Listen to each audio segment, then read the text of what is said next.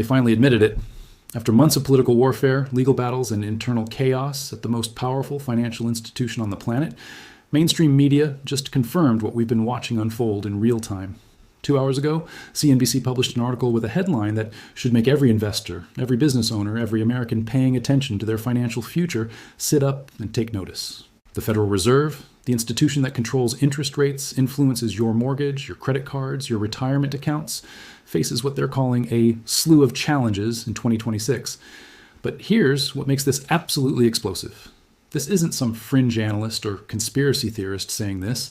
This is CNBC, the establishment financial media outlet, finally acknowledging the crisis that's been brewing. And what's about to unfold over the next 30 days could reshape American monetary policy for a generation. Stay with me, because what I'm about to break down involves a Supreme Court showdown scheduled for 18 days from now, a new Fed chair announcement expected within weeks, an unprecedented power struggle. This includes the power struggle between the president and the central bank, and internal divisions at the Fed that are deeper than anything we've seen in modern history. And by the end of this video, you're going to understand exactly why 2026 might be the year the Federal Reserve as we know it fundamentally changes forever. Let's start with the bombshell that just dropped. January 3rd, 2026. Just 2 hours before I started working on this script, CNBC published their article titled Federal Reserve, Powell Face Challenges. Now, you might think, okay, the Fed always faces challenges. What's the big deal? But here's why this matters. When establishment media uses language like slew of challenges, that's them waving a red flag. When they openly acknowledge political upheaval at an institution that's supposed to be independent and above the political fray, that's them telling you something significant is happening. The article opens by saying, the Federal Reserve is facing both political and policy challenges, headlined by a new chair and an economy fed by both tailwinds and headwinds. Translation? They're admitting that Jerome Powell's days as Fed chair are numbered, that the central bank is caught in political crossfire and that nobody really knows what's coming next. After a year that CNBC describes as having extraordinary upheaval, 2026 looks to offer more of the same. But here's where this gets absolutely wild. We're not talking about abstract challenges happening someday in the distant future. We're talking about specific concrete events that are about to unfold within the next 30 days. Let me walk you through the timeline, because when you see how everything is converging right now, you'll understand why this is genuinely unprecedented. January 21st, that's 18 days from now, the Supreme Court of the United States is scheduled to hear oral arguments in a case that could redefine presidential power over the Federal Reserve.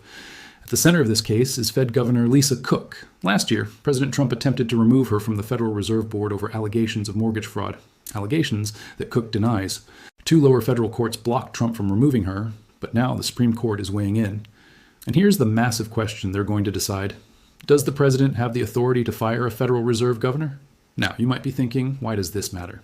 Here's why. The Federal Reserve Act, the law that created the Fed back in 1913, says that Fed governors can only be removed for cause. The law specifies particular reasons: inefficiency, neglect of duty, or malfeasance in office. It's designed to protect the Fed's independence from political pressure. But Trump argued that the allegations against Cook constitute grounds for removal. If the Supreme Court rules in Trump's favor, it sets a precedent that could allow future presidents to remove Fed officials much more easily. If they rule against Trump, it reinforces the Fed's independence. But ruling against Trump also escalates the conflict between the White House and the central bank. The Supreme Court delayed taking immediate action back in October, allowing Cook to remain on the board into 2026. But January 21st, that's when we get oral arguments. That's when this constitutional showdown really begins. And the decision, whenever it comes down, could fundamentally alter the power dynamic between the presidency and the Federal Reserve. Now here's where the timeline gets even more intense. Just 1 week after that Supreme Court hearing, January 28th and 29th, the Federal Open Market Committee, the FOMC, holds its first meeting. This is the meeting where they'll decide whether to cut rates again, hold steady, or potentially even hint at future increases.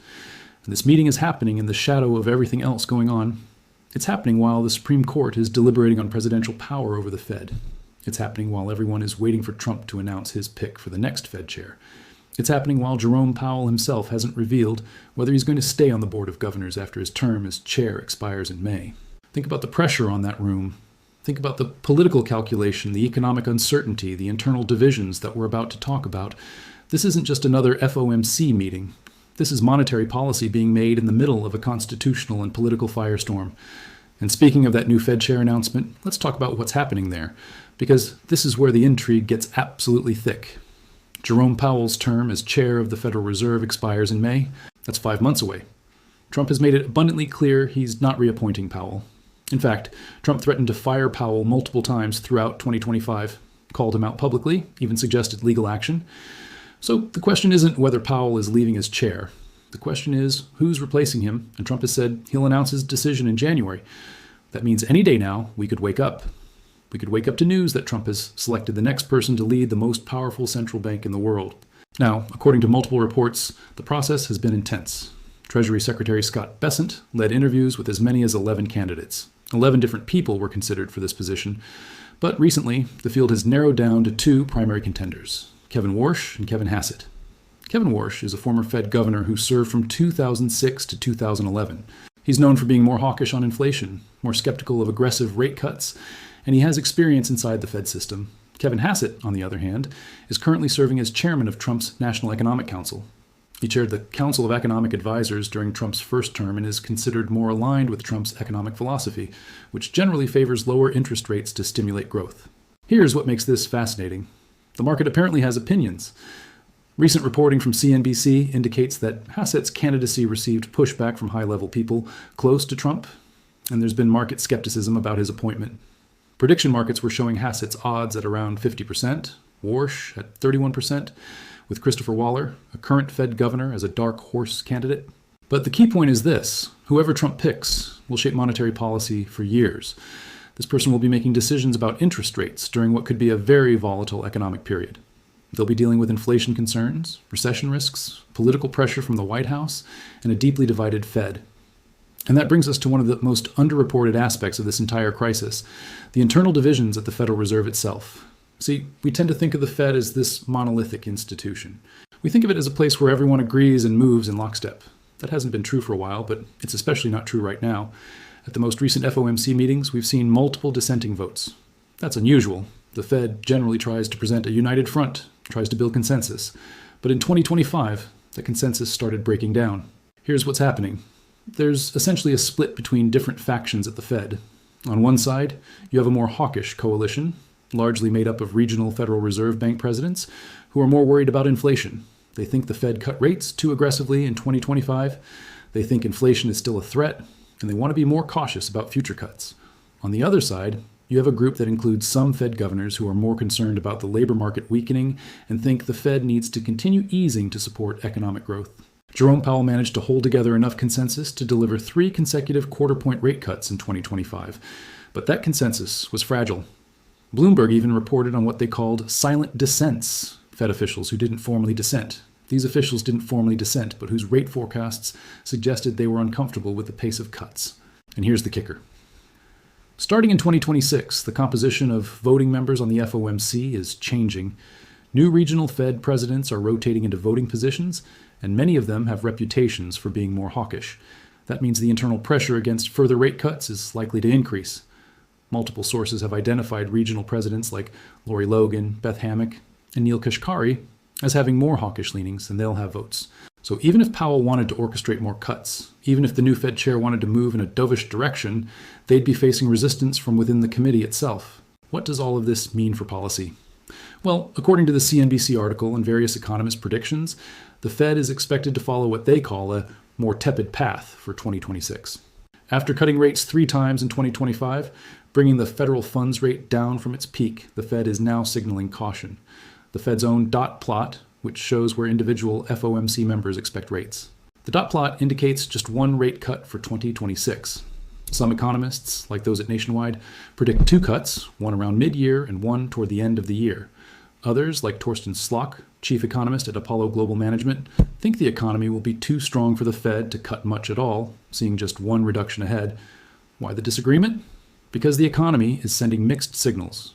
On one hand, the labor market has shown some signs of softening, which would traditionally argue for rate cuts. On the other hand, GDP growth has been strong.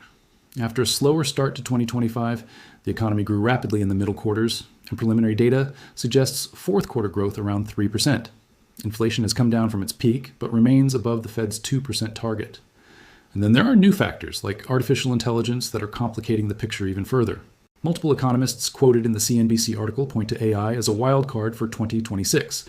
Joseph Brusuelas, chief economist at RSM, notes that massive investment is flowing into sophisticated technologies, and the Fed needs communication. The Fed needs to communicate how this affects their strategy. Is AI boosting productivity in ways that allow for stronger growth without inflation? Or is it creating labor market disruptions that require different policy responses? These aren't easy questions. The Fed is trying to calibrate monetary policy in real time while grappling with them.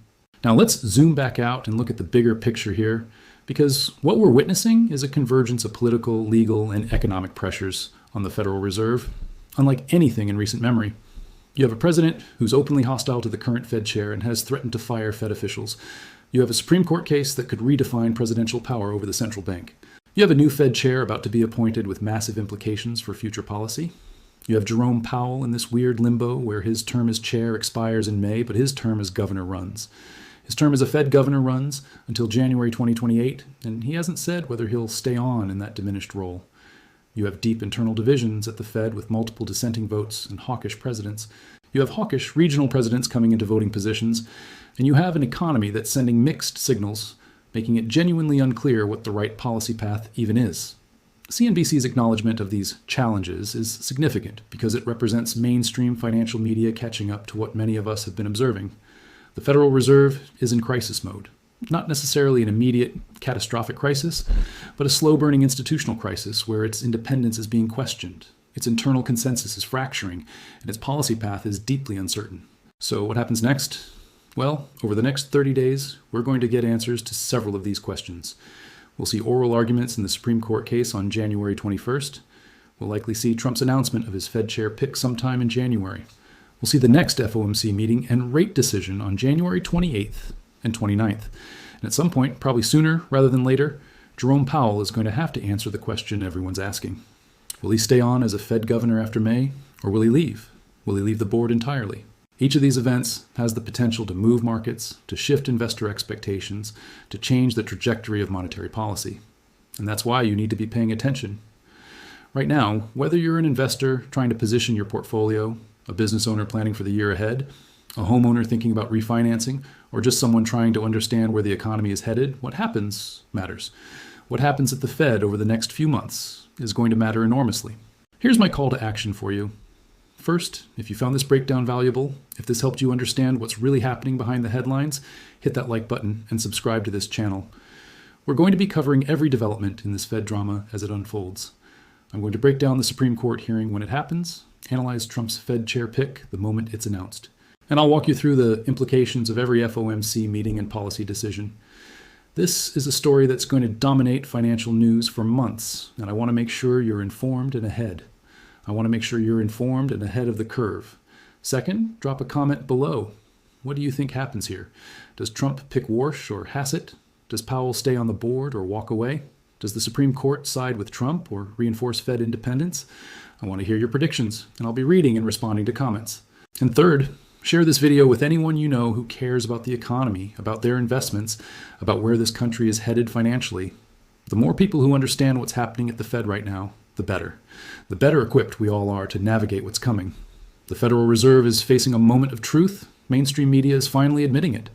And over the next 30 days, we're going to see whether this institution can weather the storm or whether 2026 becomes. Whether 2026 becomes the year everything changes. Stay informed, stay engaged, and I'll see you in the next video.